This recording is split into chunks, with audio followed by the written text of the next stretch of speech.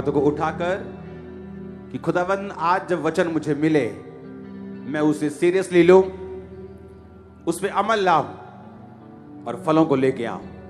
प्रभु यीशु मसीह के सामर्थी नाम में हम मांगते हैं।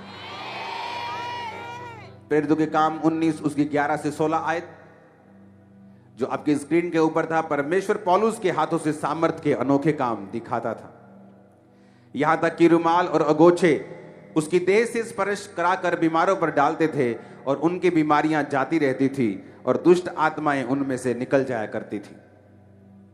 एक वचन मैं पढ़ूंगा, इब्रानियां 2 उसकी 3 से 4, ताकि आपको कलीसिया को यह बात मालूम हो कि जो कुछ चर्च में हो रहा है वो पवित्र आत्मा की मर्जी से हो रहा है। जब आप लोग लाखों में पहुंच चुके हैं तो परमेश्वर लिमिटेड नहीं है, उसे भी यह मालूम है कि उसका स्पर्श आप तक कैसे पहुंचेगा। तो इसीलिए जब वो इजराइल से मैंने रिसीव किया तो परमेश्वर ने कहा था यह तुम्हारे लिए नहीं है, यह लोगों के लिए है। और मैं मेरे प्रेयर रूम में रहा, प्रेयर रूम में उसमें प्रेयर हुई और परमेश्वर ने कहा इससे सबको छूना है। और उसका रिजल्ट आपने थर्सडे देखा, किस तरह से जो प्रेरितों के काम में वचन पूरा होता था आपकी लाइफ में पूरा हुआ। और अभी टेस्टिमनीज की कभी बंद नहीं होगी, लगातार प्रेगनेंसी, लगातार हीलिंग, लगातार एड्स, कैंसर, कॉन्टिन्यू टेस्टिमनीज आप सुनेंगे इन जीसस ने। आमीन।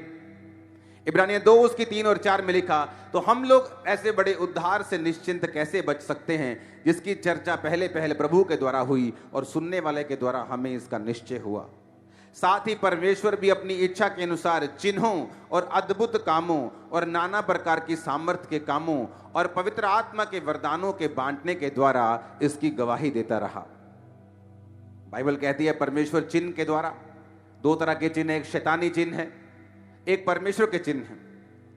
जितने भलाई के लक्षण हैं वो परमेश्वर के चिन्ह हैं, वो हीलिंग, वो डिलीवरेंस, दुष्ट आत्माओं से आजादी। अगर ये शैतान की ओर से होगा तो शैतान को निकाल नहीं सकता। और जब दुष्ट आत्माएं निकलती हैं, जब आप उनको छूते हैं, आज लोग टेस्टिमनीज दे रहे थे थर्सडे कि जब ये मुझ पे टच हुआ तो 15 साल से डिप्रेशन की स्पिरिट मुझे टॉर्मेंट कर रही थी, लेकिन जब ये मुझे छुआ गया मुझे ऐसा हल्का महसूस हुआ और वो दुष्ट आत्मा मुझे छोड़ के गई। मुझे मालूम है मैं पूरी तरह से फ्री हो चुका हूं। अगर उसमें परमेश्वर की सामर्थ है और परमेश्वर आज भी एक सा रहने वाला परमेश्वर है तो वो लोगों को आज भी उसी रीति के साथ छू रहा है और ब्लेस कर रहा है। और बाइबल कहती है परमेश्वर चिन्हों के द्वारा, अद्भुत कामों के द्वारा, जो इस चर्च का नाम है the church of science and wonders, जो इस वर्ष से लिया गया है कि परमेश्वर अपनी इच्छा के अनुसार चिन्हों और अद्भुत कामों और नाना प्रकार की सामर्थ्य के कामों और पवित्र आत्मा के वरदानों के बांटने के द्वारा इसकी गवाही देता रहा। परमेश्वर इसकी गवाही देता रहा। बाइबल कहती है जो पौलुस के हाथों से, जो पतरस के हाथों से परमेश्वर कार्य करता था, परमेश्वर उनके सुसमाचार के ऊपर मोहर लगाता था जब मिरेकल्स होते थे कि जो ये बोल रहे हैं ये मेरी ओर से बोल रहे हैं, अपनी ओर से नहीं बोल रहे। मेरा बिलीव है जो पवित्र आत्मा आपके बीच में कर रहा है आप उसे एक्सेप्ट करेंगे, आप उसको एम्ब्रेस करेंगे, आप उसके साथ हग करेंगे, आप उसको एक्सेप्ट करेंगे और अपनी बरकत का कारण आप खुद होंगे। आने वाले समय में परमेश्वर मुझे दिखा रहा है आप लोगों की लाइफ में एक इतनी बड़ी और स्ट्रॉन्ग टेस्टिमनीज आपकी लाइफ में बनने के लिए तैयार है। मैं आपको बता रहा हूं प्रोफेटिकली, मैं आपको विश्वास के शब्द नहीं दे रहा हूं या मैं आपको जस्ट विश्वास से नहीं बातें बोल रहा हूं। कुछ चीजें हम विश्वास से बोलते हैं कि आपकी लाइफ में ऐसा हो ऐसा हो, कुछ चीजें प्रोफेटिकली होती हैं जो आपकी लाइफ में बोली जाती हैं। और मैं आपकी लाइफ में आपको प्रोफेटिकली बता रहा हूं कि बिगेस्ट टेस्टिमनीज आपकी लाइफ में आ रही है। आप स्ट्रांग होंगे, फ्यूचर बहुत स्ट्रांग, वेरी स्ट्रांग। आपकी स्पिरिचुअल लाइफ, आपका फाइनेंस, आपकी फैमिली लाइफ, आप बहुत स्ट्रांग होने वाले हैं। परमेश्वर आपको उठा के खड़ा करके स्ट्रांग करके गवाहियों के साथ वो लेके आने वाला। हालेलुया, जोर से बोलो हालेलुया। ये परमेश्वर का प्लान है आप लोगों की लाइफ के लिए। वो आपको फिजिकली, फाइनेंशियली, हर तरफ से वो छूना चाहता है, बरकत देना चाहता है। परमेश्वर ने अब्राहम को कहा था कि मैं दुनियावी और आत्मिक सब प्रकार की आशीष तुम्हें दूंगा। जब परमेश्वर आपको अपने पास बुलाता है तो सिर्फ आत्मिक आशीषों के लिए नहीं बुलाता। आत्मिक आशीषों का स्थान शारीरिक आशीषों से हमेशा ऊपर है, था और रहेगा। लेकिन परमेश्वर आपको शारीरिक आशीषें देने के लिए भी बुलाता है क्योंकि वो वायदा उसने अब्राहम के साथ किया था।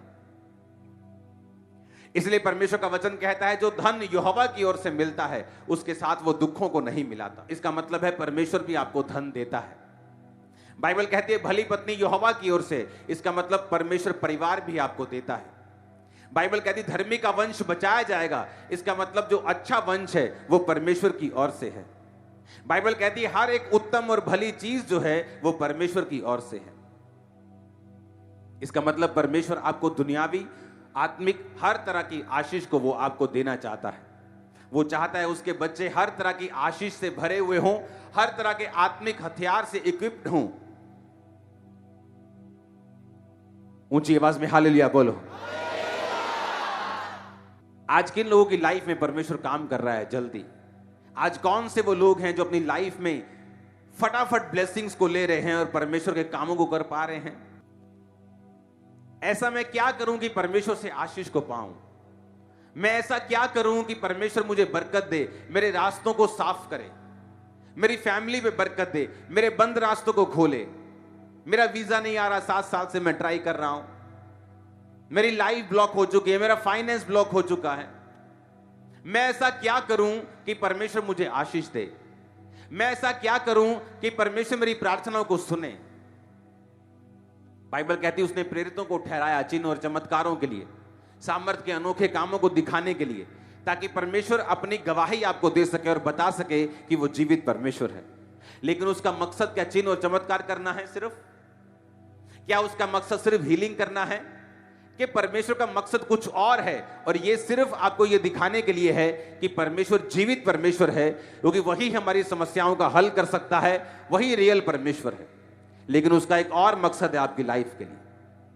वो मकसद है रूहों को बचाना, सोल सेविंग करना। जो विश्वासी सोल सेविंग में हैं, जिन विश्वासियों ने अपनी जिंदगी, अपना फाइनेंस, अपना परिवार, अपनी लाइफ, अपना टाइम परमेश्वर के कामों के लिए और सोल्स को बचाने के लिए और रूहों को बचाने के लिए डेडिकेट किया हुआ है, आप देखेंगे परमेश्वर उनकी लाइफ में जल्दी और ज्यादा काम करता है।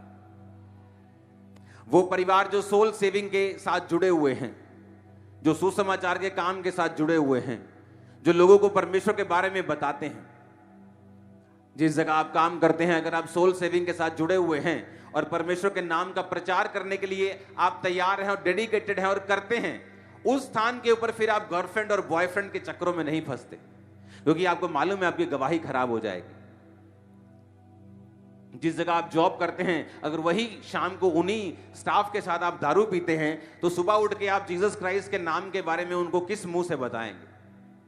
आप और उनका स्टाफ सेम वही चोरी करता है जो उनका स्टाफ करता है, दूसरा स्टाफ करता है, तो आप फिर जीसस क्राइस्ट की सोल सेविंग में नहीं हैं, क्योंकि आपकी गवाही खराब हो चुकी है।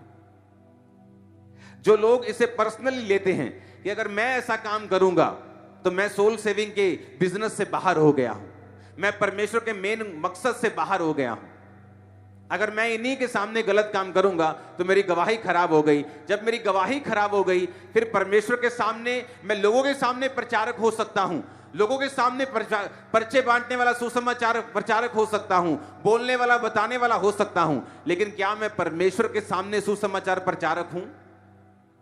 क्या मैं परमेश्वर के सामने वर्शिपर हूं? क्या मैं परमेश्वर के सामने सिंगर हूं? क्या मैं उसके सामने प्रेरित हूं या पास्टर हूं? बात तो उसके सामने निर्भर करती है, क्योंकि आशीष तो यहोवा की ओर से आएगी। ज्योतियों का पिता तो वही है ना, वही तो आशीष भेजेगा। अगर वो ब्लॉक कर देगा, दुनिया की कोई ताकत तुम्हें आशीष नहीं दे सकती। प्रेसिडेंट की लड़की बनाई हुई उसने, एक लड़की को उसने अपनी बेटी बनाया हुआ था। वो बार बार अमेरिका का वीजा लगाती और रिजेक्ट कर देते थे वीजा उसका। वो प्रेसिडेंट ने चिट्ठी लिखी खुद कि इस लड़की, ये मेरी लड़की है, इसको वीजा दिया जाए। अब इमेजिन करो, अमेरिका के प्रेसिडेंट ने चिट्ठी लिखी, नाइजीरिया के प्रेसिडेंट ने एम्बेसी को चिट्ठी लिखी, उस लड़की का वीजा फिर रिजेक्ट हो गया। कारण क्या निकला? कारण निकला स्पिरिचुअल। वो लड़की परमेश्वर की आत्मिक चीजों से दूर थी और उसकी जो माता थी वो शायद सौतेली थी और हमेशा उस पर जादू टोना करती थी और बोलती थी कि तू कभी बाहर की शक्ल नहीं देखेगी, तू इसी नाइजीरिया में, इसी अफ्रीकन कंट्री में मर जाएगी। जब स्पिरिचुअली आप बंध जाते हैं तो कोई दुनिया का बड़ा बंदा आपको छुड़ा नहीं सकता, कोई पैसे की अमाउंट आपको छुड़ा नहीं सकती, सिर्फ परमेश्वर ही आपको छुड़ा सकता है अगर वो आपके साथ है तो अगर परमेश्वर ही हमसे हमारे खिलाफ है, अगर उसी के हम साथ नहीं हैं, तो फिर हमें छुड़ाने वाला कौन है? यदि यहोवा ही हमारे और नहीं है तो फिर शैतान को खुली छुट्टी है, एनिमी को खुली छुट्टी है, वो आपकी लाइफ में काम करेगा। तो क्या हम परमेश्वर के सामने सोल सेविंग वाले हैं? क्या हम परमेश्वर के सामने रूहों को बचाने, क्या मेरे जीने का मकसद रूहें बचाना है या नहीं? आप जानते हैं परमेश्वर के पास ब्लेसिंग की कमी नहीं है। उसके पास ऐसा नहीं है कि वो आज आप में से सिर्फ 10 लोगों को फाइनेंशियली ब्लेस करेगा, बाकियों को नहीं, क्योंकि उसके पास थोड़ा सा पैसा ही है जिसे वो आप लोगों में बांटेगा तो बाकियों में बांट नहीं सकता। बाइबल कहती परमेश्वर के पास इतना है। मैंने आपको बताया कि ऐसे ग्रह, ऐसे प्लैनेट्स हैं जो पूरे के पूरे, जिनकी जो सतह है वो हीरों से बनी हुई है। प्लैनेट्स हैं ऊपर, पूरी सतह हीरों की है। अगर उनको बेच दिया जाए तो $100 की इतनी ढेरियां लगेगी कि उनकी ऊंचाई चंद्रमा तक पहुंचेगी, इतना पैसा होगा। तो आपको क्या लगता है कि परमेश्वर के पास किसी चीज की कमी है? लेकिन कारण यह है कि क्या आपकी लाइफ, क्या आपका बिजनेस, प्रभु मुझे ब्लेस कर, क्यों? ताकि मैं अपनी बेटी की शादी कर सकूं।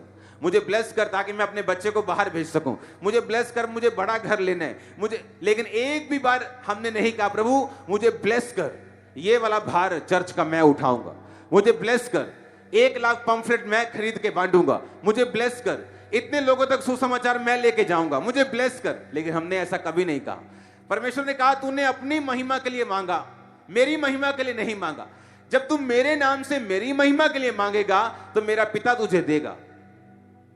हालेलुया। क्या हमने परमेश्वर की महिमा के लिए मांगा, या अपनी पूर्ति करने के लिए मांगा, या अपनी इच्छाओं को पूरा करने के लिए मांगा, या हमने परमेश्वर के लिए मांगा?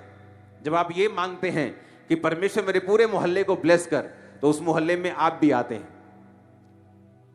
जब मेरी हीलिंग नहीं हो रही थी और मुझे 10 साल हो चुके थे, 9 साल हो चुके थे, तो परमेश्वर ने मुझे बताया था काफी साल पहले कि जब तू, तेरे अंदर से हीलिंग निकलेगी लोगों के लिए, तो तू भी हीलिंग से खाली नहीं होगा।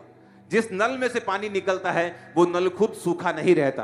तो तू आशीष देता जा, तू लोगों को ब्लेस करता जा, तू लोगों को हील करता जा। तेरा समय आएगा जब मैं तुझे हील करूं। वो समय आया जब कंप्लीटली मेरे जीवन में परमेश्वर ने ऐसा काम किया जो कोई मेडिकल साइंस नहीं कर सकती थी। हालेलुया। लेकिन ऐसा कैसे? जब आपकी लाइफ परमेश्वर के कामों के लिए डेडिकेट हो जाती है।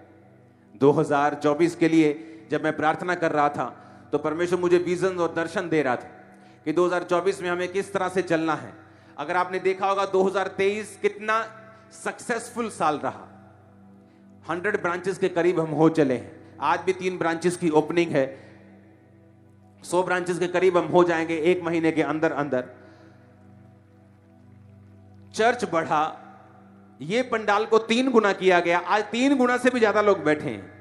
हर तरफ से परमेश्वर ने ब्लेस किया। करोड़ों लोगों तक सुसमाचार पहुंचा। इंटरनेट के माध्यम से, डिजिटल मीडिया के माध्यम से। परमेश्वर ने मुझे बताया कि 2024 में हम उन लोगों तक पहुंचेंगे जिन लोगों तक इंटरनेट नहीं पहुंचता, जिन लोगों तक यूट्यूब नहीं पहुंचता, जिन लोगों तक फेसबुक नहीं पहुंचती, जो गांव में बैठे हैं, बिहार में कहीं, यूपी में कहीं, महाराष्ट्र में कहीं। हो सकता है वो जब वचन को सुनेंगे आपके चर्च में नहीं आ पाएंगे, आपके चर्च के ब्रांच के मेंबर भी नहीं बन पाएंगे, इतना दूर होंगे। लेकिन वो जीसस क्राइस्ट के चर्च के, उसकी बॉडी के मेंबर बन जाएंगे, जो हमारा मेन मकसद है करने का। 2024 के लिए ऐसी तैयारी मैं कर रहा हूं कि आप लोग इसे देखोगे। जहां तक सुसमाचार नहीं पहुंचा, जहां तक हम नहीं पहुंच पाए, 2024 में परमेश्वर हमें लेके जा रहा है। और मैं आपको बता रहा हूं आज क्यों कलीसिया अपनी आशीष के लिए रो रही है, आज क्यों कलीसियाएं अपनी आशीष के लिए परमेश्वर से भीख मांग रही हैं। क्योंकि कलीसियाएं सुसमाचार के बिजनेस में नहीं है, कलीसियाएं सोल सेविंग में नहीं है। कलीसिया इस बात का ध्यान नहीं देती कि जहां जहां सुसमाचार नहीं पहुंचा, हमें अपनी चर्च को सपोर्ट करना है, हमें बीजों के साथ जाना है, हमें ऑफरिंग के साथ जाना है, ताकि चर्च वहां पहुंच सके जहां पर आज तक कोई नहीं पहुंच पाया, जहां पे बड़े बड़े चैनल्स, जी टीवी नहीं पहुंच पाता, सोनी नहीं पहुंच पाता, स्टार नहीं पहुंच पाता। लेकिन ऐसे चैनल्स हैं जो डीडी पंजाबी की तरह, डीडी बिहार की तरह, ऐसे बहुत से चैनल्स हैं जो उन गरीब से गरीब और छोटे से छोटे और देहाती से देहाती इलाकों में पहुंच जाते हैं। क्या उन रूहों की जिम्मेवारी हमारी नहीं है? आज क्यों हम संघर्ष कर रहे हैं अपनी लाइफ में? क्योंकि हमारे जीने का मकसद सोल सेविंग नहीं है, हमारे जीने का मकसद सुसमाचार नहीं है। अगर हम बिजनेस भी कर रहे हैं तो बैक ऑफ द माइंड हमारा मकसद ये नहीं है कि जब बिजनेस से पैसा आएगा मैं चर्च के कामों के लिए और परमेश्वर के कामों के लिए उसे लगाऊंगा। यही कारण है कि चर्च जो है वो संघर्ष कर रही है। आप जानते हैं प्रेरितों के काम में लिखा हुआ है कि मान लो प्रेरितों के काम में 120 लोगों के ऊपर पवित्र आत्मा उतरा था, लेकिन जब वो शुरुआत हुई थी, जब परमेश्वर ने कहा था कि यरूशलेम को छोड़ना नहीं, तो 500 लोग थे। 500 लोग परमेश्वर की आज्ञा का पालन कर रहे थे और एक जगह बैठकर प्रेयर कर रहे थे कि यरूशलेम को छोड़ना नहीं। लेकिन जब कुछ नहीं हुआ, देखा कुछ नहीं हो रहा, काम ठंडा हो गया, 400 रह गए, 300 रह गए, 200 रह गए, 120 रह गए। जब 120 रह गए तो परमेश्वर की आत्मा उस दिन उतरी और सबको पवित्र आत्मा से भरा। लेकिन उन 500 लोगों को नहीं, 120 लोगों को, 380 लोग कहां चले गए? और बाइबल कहती प्रेरितों के काम की कलीसिया जब शुरू हुई तो मान लो 200 लोग थे, तो कोई बिजनेस नहीं कर रहा था। क्या करते थे? बाइबल कहती थी कि एक बंदा अपनी प्रॉपर्टी को बेचता था, प्रेरितों के पांव में पैसे रखता था, वो चर्च के सारे काम होते थे। लेकिन अगली लाइन में बाइबल में यह लिखा है कि प्रेरितों के पास जो लोग थे उनमें से कोई भी दरिद्र नहीं था, कोई गरीब नहीं था, कोई टूटा हुआ नहीं था। ऐसे कैसे हो सकता है? मान लो हम 200 लोग हैं, आज चर्च को एक जरूरत पड़ी, किसी ने अपना घर बेच दिया, अब सब लोग उसी में से खा रहे हैं, संगति कर रहे हैं, क्रूसेड्स हो रहे हैं, काम हो रहा है। अब वो घर का पैसा तो खत्म हो जाएगा महीने में ही। अब दूसरा घर बिक गया, दूसरे बंदे का, तीसरे का बिक गया, चौथे का बिक गया। ऐसे तो सब गरीबों की कलीसिया हो जाएगी, भूखे नंगों की कलीसिया हो जाएगी कि सारों के घर बिक गए, सारे भूखे नंगे सभी इकट्ठे हो गए अब। लेकिन परमेश्वर तो ऐसा नहीं कहता। वो कहता कि उसमें कोई भी दरिद्र नहीं था। क्यों? क्योंकि जब वो अपना घर बेचकर चर्च में लाते थे, परमेश्वर उनको 4 घरों के साथ ब्लेस करता था। जब वो एक रास्ता परमेश्वर के लिए ओपन करते थे, परमेश्वर 4 रास्तों से उनको ब्लेस करता था। और इसीलिए वचन कहता है उनमें से कोई भी दरिद्र नहीं था, क्योंकि वो परमेश्वर के घर में पैसा लाते जा रहे थे और परमेश्वर उस पैसे में बरकत देकर जब काम होते थे। आज जब बड़ी मीटिंग में कोई सुसमाचार के साथ पहुंचे हैं, वो कहां से आया सुसमाचार? वो आपके बोने से आया। किसी ने पंफलेट पढ़ा, पोस्टर पढ़ा, वो कहां से आया? वो आपके पैसों से आया। जब परमेश्वर देखता है कि आज एक नया व्यक्ति आया है और उसने तौबा कर ली है, 1 महीने में बपतिस्मा ले लिया, तो किसके पैसों से हुआ? जो परमेश्वर आपकी इन्वॉल्वमेंट देखता है, आपका पैसा, आपकी प्रेयर, आपका जाना, आपका सुसमाचार देखता है, वो आपको बरकत देता है। मैं आपको सही कह रहा हूं। लेकिन जब वो देखता है कि आपका सोल सेविंग में कोई काम नहीं, आप ना तो सुसमाचार प्रचार करते हैं, ना तो चर्च को फाइनेंशियली सपोर्ट करते हैं, जब वो देखता है कि जो मेजर काम आपका है दुनिया का, जो सबसे प्राइम काम है आपका, रूहों को बचाना, जब आप उस काम में नहीं हैं, आपकी बरकतें पीछे रहती हैं, बंधन पड़े रहते हैं, वो टूटते नहीं, वो चीजें हल नहीं होती, वो फैमिली की सिचुएशन, वो मैरिज की सिचुएशन, वो बच्चों की सिचुएशन हल नहीं होती, क्योंकि आप एक एक्टिव मेंबर नहीं है सोल सेविंग में। ना तो आपका फाइनेंस काम आ रहा है परमेश्वर के, ना तो आपका आना, ना आपका जाना, ना आप सुसमाचार के लिए निकलते हैं, ना आप पंफलेट बांटने के लिए निकलते हैं, ना आप लोगों को गवाही देने के लिए निकलते हैं, ना आप ऑफरिंग देने के लिए निकलते हैं। इसीलिए कलीसिया संघर्ष करती है, क्योंकि वो परमेश्वर का मेन मकसद भूल गई है, जो खुदावंद ने क्रूस पर अपनी जान दी और कहा, अब जाओ और सब जातियों के लोगों को चेला बनाओ, उन्हें बाप बेटा पवित्र आत्मा के नाम में बपतिस्मा दो, सब बातें उन्हें मानना सिखाओ जो शुरू से लेकर अंत तक मैंने तुम्हें बताई हैं। हालेलुया, ऊंची आवाज से बोलो हालेलुया। आज कलीसिया इसीलिए संघर्ष करती है। आप लोग बहुत ब्लेसिंग में हो, मैं आपको पता है, आपको मालूम है, आप डिलीवरेंस भी जल्दी ले लेते हो, हीलिंग भी जल्दी ले लेते हो। रीजन क्या है? क्योंकि लोगों ने खामरा कलीसिया से सीखा है, उन्होंने आपसे सीखा है बोना कैसे है। पौलुस एक कलीसिया में गया और उसने कहा कि जब तुम बोते हो तो दूसरे लोग उत्साहित होते हैं। आज से कुछ साल पहले जब टेंट चर्च का नाम होता था कि टेंट चर्च, टेंट में लगती है चर्च, तो वो टेंट चर्च को चर्च ही नहीं मानते थे। बोलते ये भी कोई चर्च होता है, ये कोई चर्च थोड़ी है, ये तो टेम्परेरी कुछ है, टेम्परेरी, अभी 1-2-3 साल में निकल जाएगा, टेंट ऐसे ही लगा ऐसे ही उखड़ जाएगा। लेकिन आज हर एक मेगा चर्च टेंट में, पंजाब की हर चर्च ने फॉलो किया, टेंट में जाना है, हमें भी टेंट में करनी। पहले क्या होता था? 10 मरले जगह लो, उसे बनाओ, छत डालो तो 400 लोग एंटर करेंगे। पास्टर की 20-25 साल की जिंदगी निकल जाती थी, तो रूहें इतनी सी बचती थी। जब मैं खड़ा हुआ, मैंने कहा मुझे चर्च भवन अभी नहीं बनाना, जब तक एक फैलाव तक, एक नंबर तक मैं नहीं पहुंच जाता हूं, एक इतना फैलाव, इतने लाखों तक मैं नहीं पहुंच जाता हूं, तब तक मैं अपने आप को बाउंड नहीं करूंगा, जब तक मैं अनलिमिटेड एक लेवल तक नहीं पहुंचता जहां से मैं जितना मर्जी बढ़ सकूं। डिस्कंफर्ट हुआ, जो पास्टर्स कहीं लेना नहीं चाहते। आपकी ऑफरिंग में मेरा घर नहीं चलता, आपको मालूम है मेरा अपना बिजनेस है, उससे मेरा घर चलता है। आप जो बोते हैं वो काम में जाता है, इसीलिए आपका 100% जो आप बोते हैं वो खुदा के कामों में जाता गया, और आज कलीसिया यहां पे पहुंच चुकी है कि हम 100 ब्रांचेस के करीब हैं, 100 चर्चेस, ये आम बात नहीं। और बड़ी बड़ी चर्चेस, इफेक्टिव चर्चेस जो काम कर रही हैं, सुसमाचार दे रही हैं। हालेलुया। जब एक विश्वासी की जिंदगी सुसमाचार के लिए डेडिकेट होगी, आप बरकत को पाएंगे, आप आशीष को पाएंगे। जब परमेश्वर आपके बिजनेस को, आपके फाइनेंस को, आपकी लाइफ को, ताकत को, आपके गिफ्ट को, जब अपनी सोल और रूहों को बचाने के काम में देखेगा, वो आपको बरकत देगा, बंधनों को तोड़ेगा। आप जाके देख लो उन चर्चों में जहां पे सुसमाचार का काम नहीं होता, लोग सोल सेविंग में नहीं है, जस्ट संडे के संडे जाते क्योंकि वो क्रिश्चियन है, जस्ट सरमन सुनने के लिए जाते हैं, आधे घंटे का जस्ट सरमन सुन के आना है।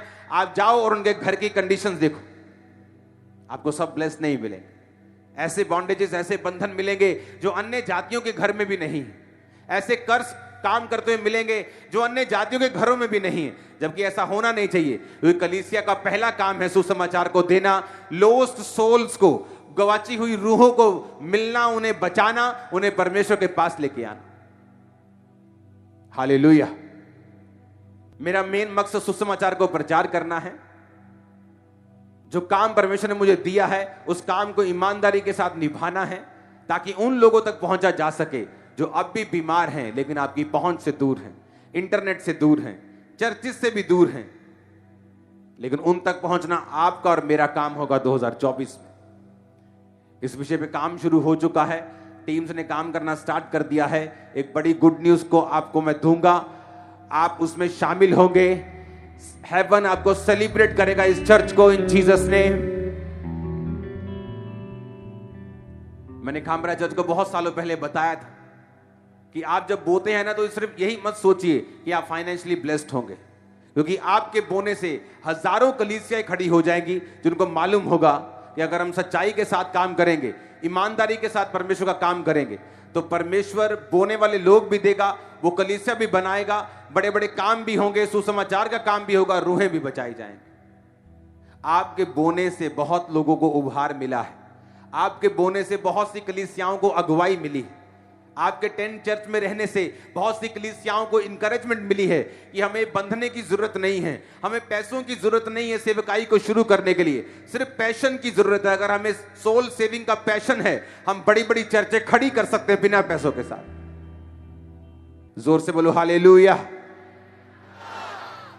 मेरा बिलीव है आप अपनी लाइफ को, अपने बच्चों को, अपने फाइनेंस को, अपने बिजनेस को, अपनी जॉब को डेडिकेट करेंगे कि परमेश्वर हमारा पूरा परिवार सोल सेविंग के लिए। कोई प्रार्थना करे, कोई बोए, कोई सुसमाचार का प्रचार करे, परमेश्वर की सेवा में, उसके सुसमाचार में आप लोग डायरेक्ट इनडायरेक्ट कहीं भी होने चाहिए, ताकि जब आप प्रेयर करें परमेश्वर आपकी प्रेयर को सुने, वो आपको इग्नोर ना करे। क्योंकि आपने उसकी पहली कमांड, जो सबसे बड़ी कमांड जो परमेश्वर ने स्वर्ग जीवित जाते वक्त दी थी कि अब जाओ और सब जातियों के लोगों को चेला बनाओ, हम ऐसे ना हो कि उसकी मेन कमांड को हम तोड़ते फिरे।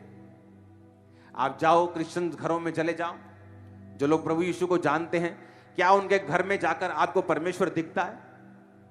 क्या उनके घरों में जाकर ऐसा, सबकी बात मैं नहीं कर रहा हूं, लेकिन जब आप जाएंगे आपको बहुत बड़ी गिनती ऐसे लोगों की मिलेगी, मसीह लोगों की, जिनके घरों में आप जाएंगे तो परमेश्वर नहीं दिखता, उनके फाइनेंस से परमेश्वर नहीं दिखता, उनकी सेहतों से परमेश्वर नहीं दिखता। रीजन क्या है? उनको कामों में नहीं लगाया गया, उनको सोल सेविंग में नहीं लगाया गया, रूहों के बचाने के काम में उनको नहीं लगाया गया। दूसरा कुरिन्थियों 9 उसकी 8 आयत में लिखा है, परमेश्वर सब प्रकार का अनुग्रह तुम्हें बहुतायत से दे सकता है, जिससे हर बात में हर समय सब कुछ जो तुम्हें आवश्यक हो तुम्हारे पास रहे और हर एक भले काम के लिए तुम्हारे पास सब कुछ हो। परमेश्वर चाहता है हर एक भले काम के लिए तुम्हारे पास सब कुछ हो। कौन सा भला काम? लोगों को बचाना, परमेश्वर तक उन्हें लेके आना, सुसमाचार का प्रचार करना, एक गरीब को उठाना, उसे परमेश्वर के करीब लेके आना। परमेश्वर कहता है तुम्हारे पास भले काम के लिए सब कुछ हो। तुम्हारी ऐश परस्ती के लिए वो नहीं कह रहा, लेकिन भले कामों के लिए कह रहा है। आप जानते हैं कलीसिया में ब्लेसिंग कब आती है? ये बहुत बड़ा एक सीक्रेट है जो आपको मालूम होना चाहिए। कोई भी कलीसिया अपनी प्रेयर से ब्लेस नहीं होती, याद रखना। कलीसिया तब ब्लेस होती है, और अगुआ क्यों खड़ा होता है मैं आपको यह भी बताता हूं। अगुए का काम क्या है? सिर्फ प्रीच करना नहीं, उसका काम है जो परमेश्वर इस एरिया के लिए प्लानिंग रखता है, उस प्लानिंग को बाय प्रेयर समझना। परमेश्वर मैनेजमेंट का परमेश्वर है। वो मूसा से बात करता था, मूसा हारून से बात करता था, हारून राजा से बात करता था, या हारून लोगों से बात करता था।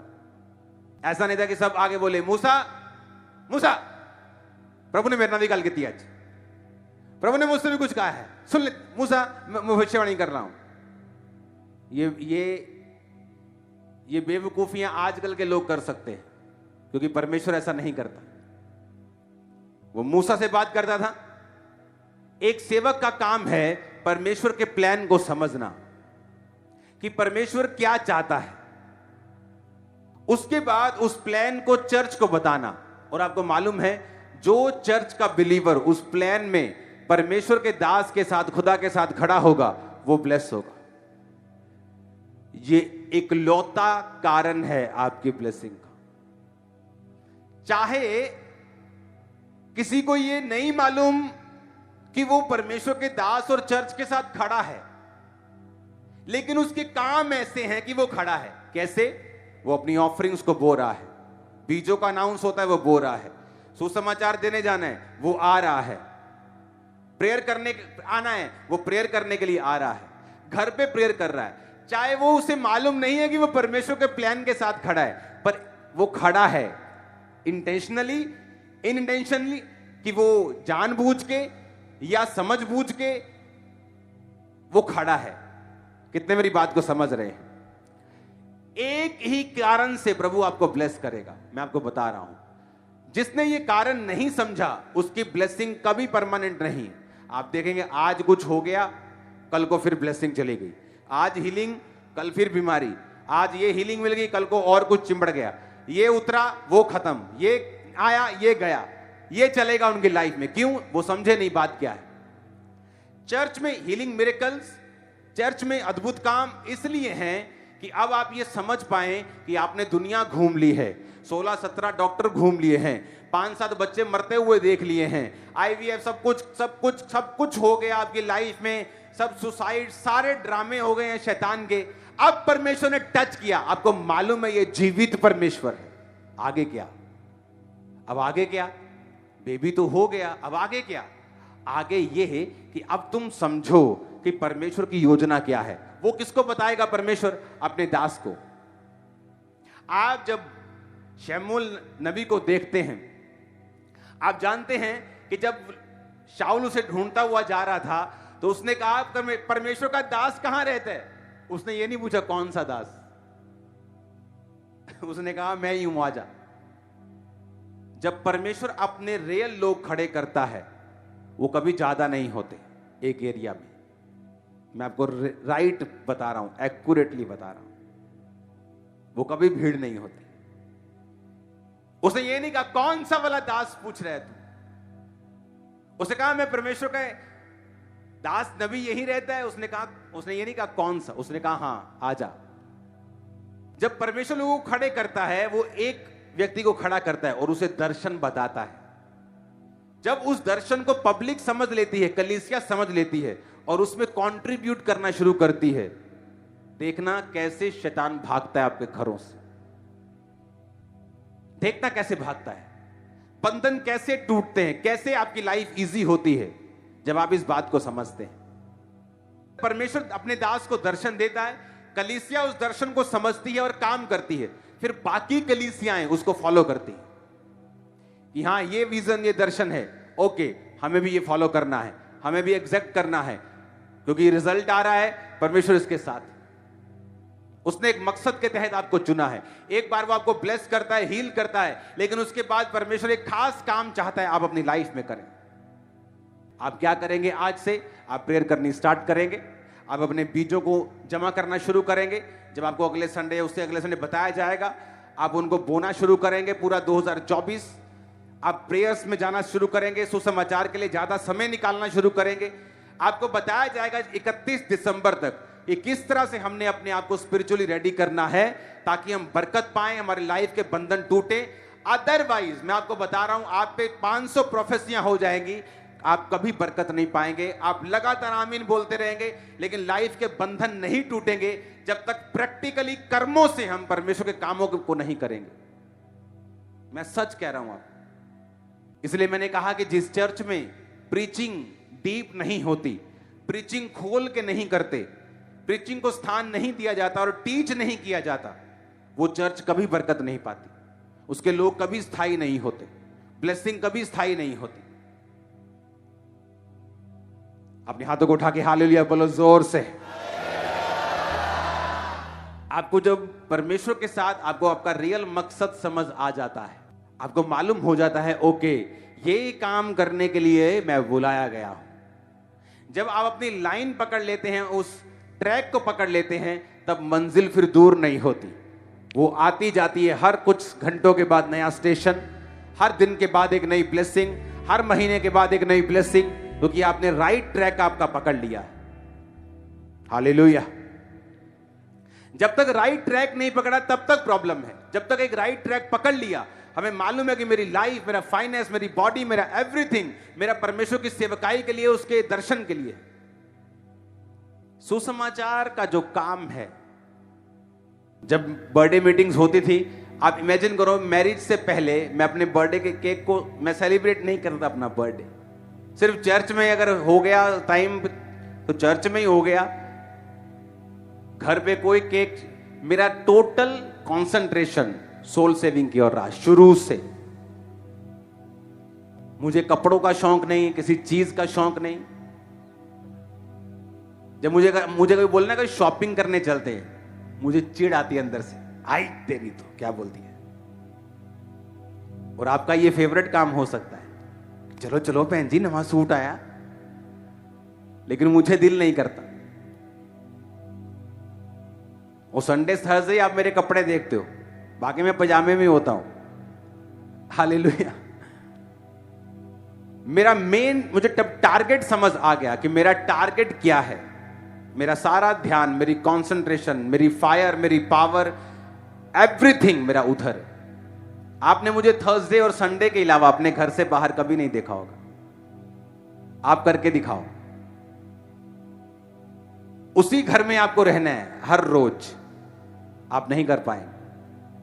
लेकिन जब आपका मकसद बड़ा हो जाएगा कि सुसमाचार, आपको बैठना है, आपको प्रेयर करनी है, आपको प्लान करना है, आपको बिल्ड करना है, आपको सिस्टम बनाना है, आप आराम से कर लोगे। लोग दुखी हो गए कोविड में, हाय यार करो निकलिए, और मुझे कोई फर्क नहीं था क्योंकि मैं रहता ही, मेरा लाइफस्टाइल ही वही था, रहना ही घर में, तो मुझे कोई फर्क नहीं पड़ा। बल्कि कोविड में अपने घर से मैं ज्यादा निकला हूं, क्योंकि आप लोगों की हेल्प करने के लिए, राशन बांटने के लिए हमें रोज घर से निकलना पड़ता था।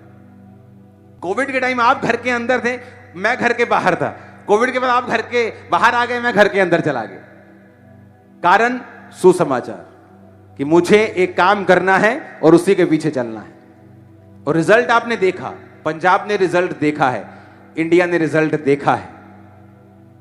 हालेलुया। और यही बात मैं आपसे कह रहा हूं, मैं आपको बता रहा हूं, मेरी लाइफ के मसले कभी हल नहीं होते अगर मैं अपना जीवन, अपना पैसा डेडिकेटली परमेश्वर को नहीं देता। जब मुझे मालूम हो गया कि मेरा सब कुछ परमेश्वर के लिए है, तो जब वो देखता है आपको अपने कामों में लगा हुआ, मैं आपको बता रहा हूं, ऐसे बहुत से एक्सीडेंट्स, इंसिडेंट्स, चीजें अटैक्स आपकी लाइफ के लिए शैतान तैयार कर रहा होता है, लेकिन जो खुदाबंद आपको सेवा में देखता है वो होने नहीं देता, वो होने नहीं, वो कैंसिल कर देता है। लेकिन जब वो आपको अपने मकसदों में चलता हुआ देखता है, फिर आप स्टोरीज सुनते हैं, सन इसमें मेरे साथ ये बड़ा बड़ा हादसा हो गया था, उसके बाद हम कभी ऊपर नहीं आए, सन फलाने में हमारे साथ ये हो गया था, इस साल हमारे साथ। क्यों? क्योंकि हमारी लाइफ डेडिकेटेड नहीं है परमेश्वर के कामों के लिए, और हम एक्सीडेंट प्रूफ नहीं है, फिर कुछ भी हो सकता है। एक गाड़ी जिसकी इंश्योरेंस नहीं है, इसका मतलब ये नहीं वो चलती नहीं, वो चलती तो 10 साल चलेगी, लेकिन जिस दिन एक्सीडेंट हुआ किसी काम की नहीं रहेगी, क्लेम नहीं मिलेगा। जो लोग सोल सेविंग में हैं वो इंश्योर्ड हैं, उनकी इंश्योरेंस हो चुकी है, परमेश्वर उनके संग है। वो शैतान को डांटेगा, वो आपके बच्चों के विषय में शैतान को डांटेगा, आपकी सेहत के विषय में शैतान को डांटेगा, वो राइट टाइम पर आपको सब कुछ देगा, वो सारे सप्लाई को करेगा। हेवन आपके साथ होगा इन जीसस नेम। आप तैयार हैं सुसमाचार के कामों के लिए? कई बार आपकी लाइफ बेचैनी में होती, आपको मालूम नहीं था मैं बेचैन क्यों हूं। ये बेचैनी किस चीज की लाइफ के अंदर? परमेश्वर आपको अपने करीब आने के लिए बोल रहा है। वो बेचैनी इसीलिए है, वो आपको अपने करीब आने के लिए, अपनी सेवा में और बढ़ने के लिए आपको बता रहा है। अपने हाथों को उठाओ। परमेश्वर के वचनों को सुनने के लिए हमारे चैनल को सब्सक्राइब कीजिए और हमारी लेटेस्ट वीडियो सबसे पहले देखने के लिए बेल आइकन को प्रेस कीजिए।